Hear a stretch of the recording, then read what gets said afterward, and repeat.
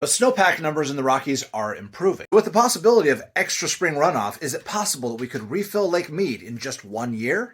No, definitely not. But the answer to what would fill Lake Mead actually might surprise you. As of Tuesday, January 24th, Lake Mead is 1,046 feet above sea level, which puts us at around 27% capacity. Now, when it's completely full, Lake Mead has about 27.5 million acre-feet of available storage. 27% of that equals 7.5 million, which means we need another 20 million or so acre-feet to fill it to the top.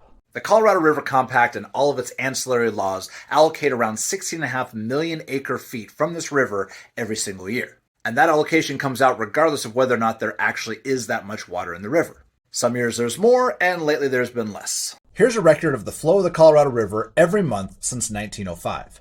Using this data, we can easily see the total flow in a given year. So in the last 1.25 century, what is the most amount of water we've ever measured going down the Colorado River in a 12-month span? In 1984, the Colorado River was measured at just under 26 million acre-feet. So let's take the 25.9 acre-feet and subtract the 16.5 required by the Colorado River Compact, and we end up with 9.4 million acre-feet to apply to our deficit. Which means that if we got the largest flood ever recorded on the Colorado River 2 years in a row, we could refill Lake Mead.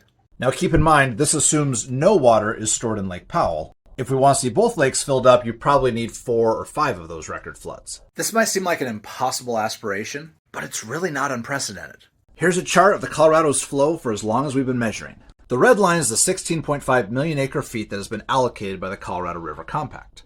This blue line is the real-world annual flow. I added the trend line to make the chart more readable. This is where we are right now, with the blue line staying below the red line for 20 years. But as you can see, there's been plenty of majorly wet years in the past, including floods for 3 or 4 years in a row, or in the case of the 1920s, for an entire decade.